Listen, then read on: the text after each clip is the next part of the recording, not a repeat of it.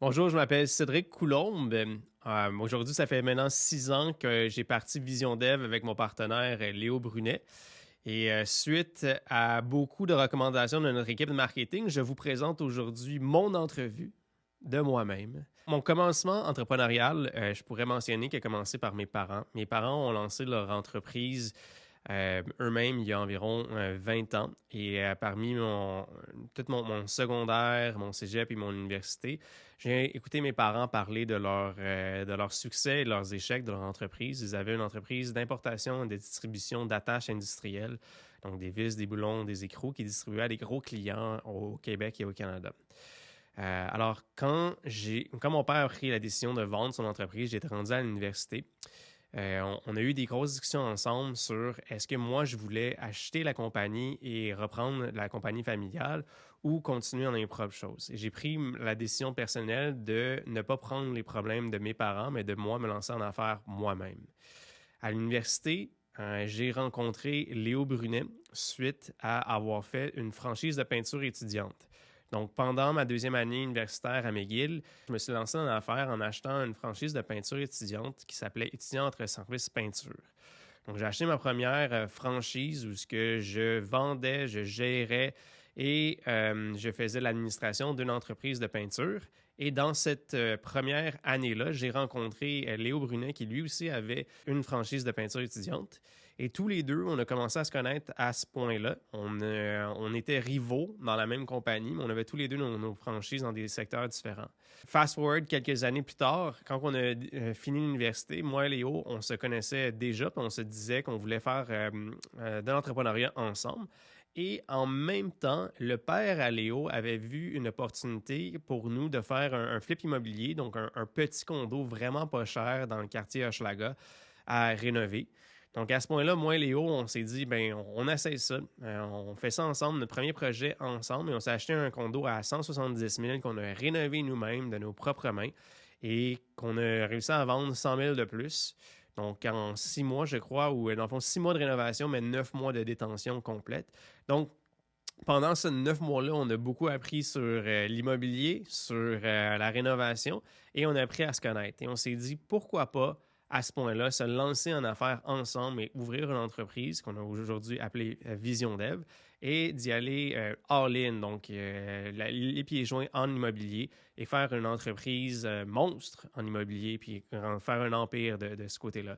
Donc, moi et Léo, à partir de ce moment-là, on commençait à beaucoup mettre de l'emphase sur de la formation et de notre investissement en temps pour connaître les gens immobiliers, pour se former, comme je disais. Donc, la première formation qu'on a faite, c'était pendant notre premier flip immobilier, parce que j'avais fait une formation du Club d'investisseurs immobiliers du Québec sur les flips, que j'avais bien apprécié, parce que Yvan Cournoyer, qui est aujourd'hui le président du Club d'investissement immobilier du Québec, nous montrait comment faire des flips. Et suite à cette formation-là, il m'avait dit de m'abonner à la formation qui était la formation de 1 an pour du coaching avancé pour faire l'investissement immobilier dans le multiplex.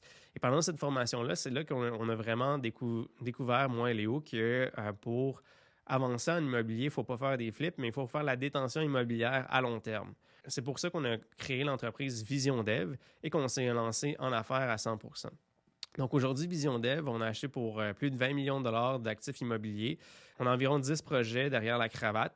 Donc, on fait des multiplex. Donc, c'est des plex au-dessus de 6 unités jusqu'à 30 unités. Et sont tous dans la grande région métropolitaine de Montréal.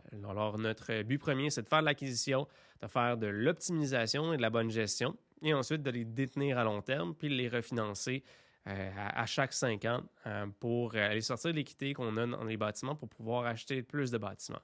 Ça, c'est le concept de base de Vision Dev. Donc aujourd'hui, dans Vision Dev, mon rôle est plus du côté administrateur, gestionnaire de la compagnie au grand complet. Et mon partenaire Léo Brunet, son rôle est plus sur l'acquisition, puisque la majorité de notre emphase est vraiment de trouver des bons deals pour faire les acquisitions, pour aller chercher du bon rendement.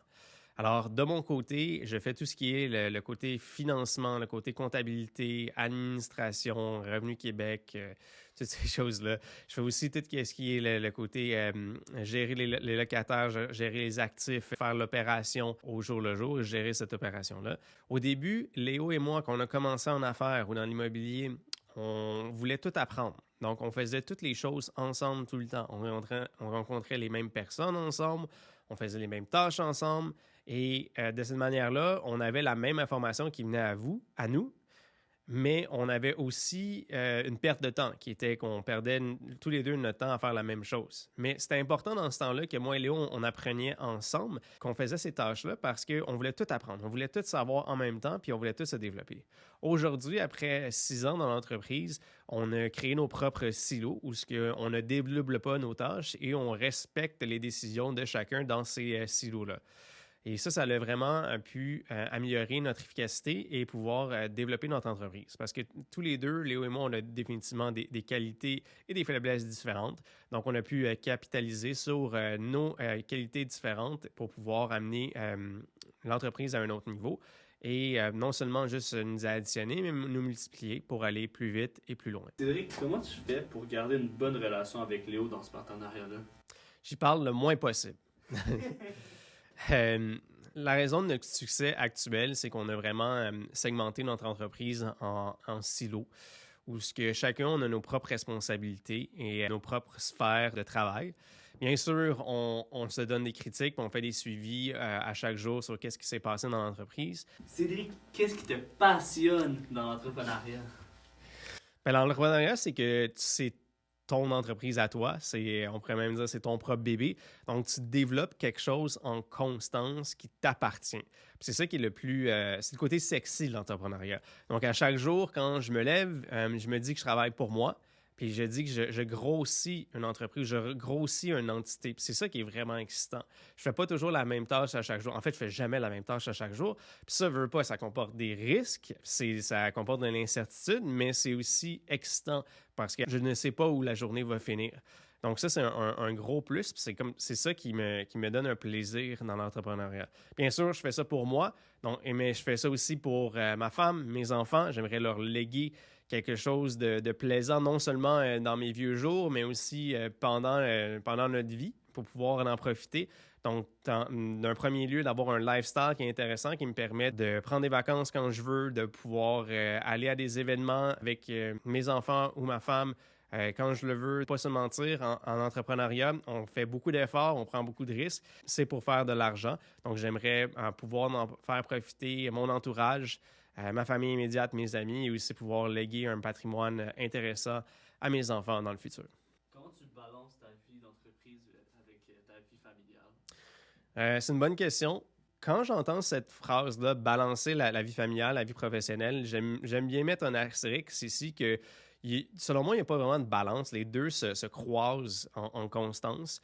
Donc, selon moi, l'un ne va pas sans l'autre. Il faut profiter des deux en même temps. Il faut mettre des efforts dans la vie familiale comme mettre des efforts dans l'entreprise, mais les deux doivent être ensemble en constance. Donc, j'aime pas ça quand les gens disent qu'il faut mettre tant d'heures dans la vie familiale, tant d'heures dans la vie d'entreprise ou il faut travailler du 9 à 5. Je ne crois pas que c'est le cas aujourd'hui dans notre ère où tout le monde travaille soit de la maison ou du bureau, ou qu'on ait des rendez-vous à gauche et à droite. Je crois que le mot balancer n'est pas le bon mot. C'est plus vivre la vie professionnelle et familiale en même temps. Mot de la fin. Je suis super content des efforts qu'on fait en marketing et on va en faire beaucoup plus parce qu'on a des gros projets devant nous en ce moment puis des gros investissements à faire du côté branding, médias sociaux, marketing, podcast, vidéo en ligne. Donc, vous allez en voir beaucoup plus. Alors, suivez-nous!